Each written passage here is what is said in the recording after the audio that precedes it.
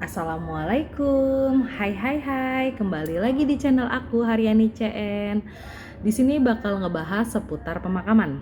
Nah, untuk season kali ini aku bakal kasih tahu kalian tentang pembahasan bagaimana sih kalau kita mau perpanjang surat izin penggunaan tanah makam, perpanjangan masa berlaku petak makam, surat terakhirnya hilang gitu ya. Nah, di sini aku bakal kasih tahu step-stepnya, alurnya, tahapan-tahapannya. Jadi kalian simak terus, oke? Oke, yang pertama untuk surat yang hilang ya, IPTM, yang langkah awal itu cek fisik petak makam. Jadi kalian itu mampir ke TPU sekalian ziarah gitu ya.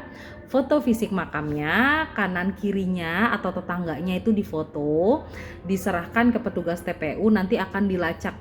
Kita cek riwayatnya, pembayaran terakhirnya, terus surat terakhirnya siapa yang pegang, data ahli warisnya itu lengkap. Nanti dicek di sistem ya.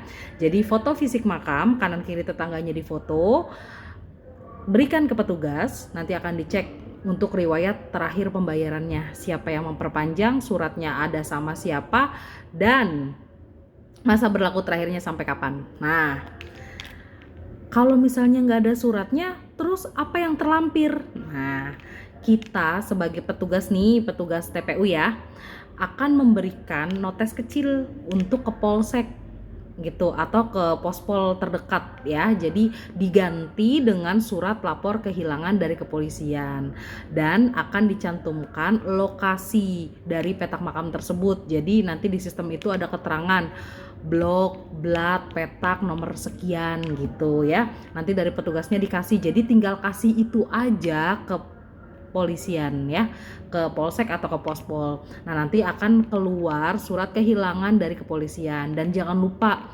itu berlakunya hanya 14 hari. Jadi langsung segera diurus. Jadi kalau udah dikasih notes, langsung proses di kantor polisi, di polsek atau pospol gitu ya.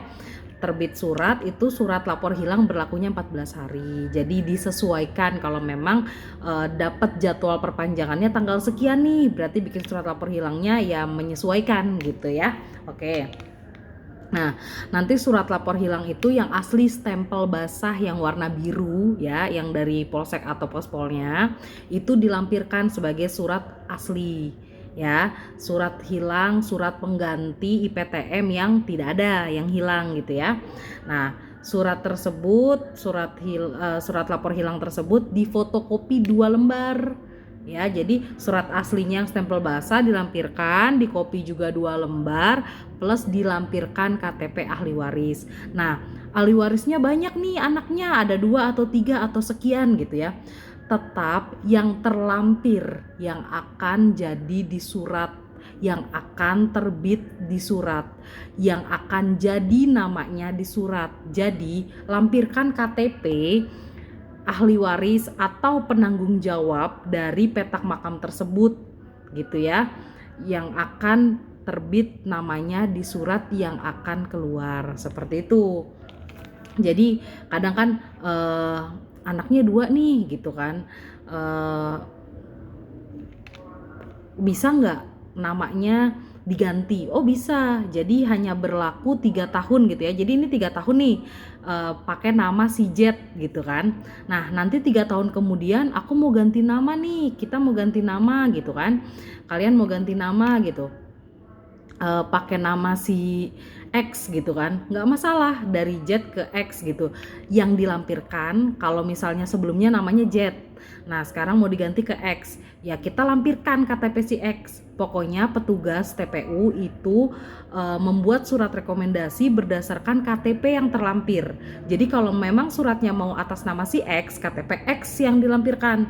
Tapi kalau mau lanjut dengan nama si Z, boleh KTP Z yang dilampirkan. Seperti itu ya. Terus masing-masing TPU ada kebijakan ya.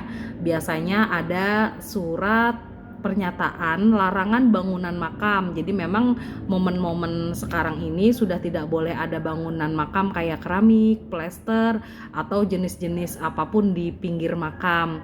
Jadi bangunan-bangunan seperti itu sudah tidak diperbolehkan. Maka itu ada surat pernyataan. Jadi dipersiapkan aja materainya 10.000, satu atau dua lembar. Jadi sebenarnya sih 2 lembar ya. Jadi 1 lembar untuk TPU, 1 lembar untuk kelurahan. Jadi siapkan aja materai 10.000-nya 2 lembar. Karena kan sekarang emang lagi materai 10.000 ya. Tapi kalau 6.000 boleh. Tapi double 2 jadinya. Pokoknya 1 petak 1. Misalnya kalian ngurus perpanjangan punya orang tua, ayah atau ibu, kakek dan nenek misalnya gitu kan. 1 orang ngurus 2 petak makam sekaligus, berarti materainya 2 gitu, hitungannya 1 petak 1 gitu aja untuk di TPU ya. Nanti kalau di kelurahan, di PTSP itu biasanya ngisi formulir lagi 1 lagi. Tapi ini kan kita bicara tentang surat rekomendasi yang di TPU, jadi ya 1 petak 1 gitu ya. Nah, nanti setelah dapat surat rekomendasi dari TPU, selanjutnya proses di kelurahan di PTSP ya. PTSP kelurahan DKI manapun, dan akan terbit surat retribusi SKRD, surat keterangan retribusi daerah ya, atau nomor rekening, nomor virtual account, atau nomor kode OVO dan sebagainya. Itu nanti tinggal kebijakan dari PTSP tersebut. Ada yang sistemnya tatap muka, ada yang waiting list, ada yang pakai Jack Evo. Macam-macam kelurahan dia punya mekanisme, alur, cara sendiri untuk melayani ahli waris pada masa pandemi ini. Jadi kalian bisa cari kelurahan yang menurut kalian nyaman, yang menurut kalian enak, menurut kalian simple, terserah. Bebas di kelurahan manapun, yang penting DKI Jakarta gitu ya. Nanti setelah dapat kode pembayaran tersebut, bayar di Bank DKI bisa via teller, bisa via virtual account dari M-Banking. Yang penting bukti pembayarannya tunjukin ke petugas yang ada di PTSP tersebut, dan akan terbit surat baru seperti itu. Nah, ini udah azan, jadi untuk selanjutnya disambung lagi di channel yang akan datang. Terima kasih untuk penjelasannya, saya rasa cukup untuk yang surat hilang ya. Jadi seperti itu mekanismenya, alurnya, tahapnya, stepnya seperti itu ya. Terima kasih. Assalamualaikum.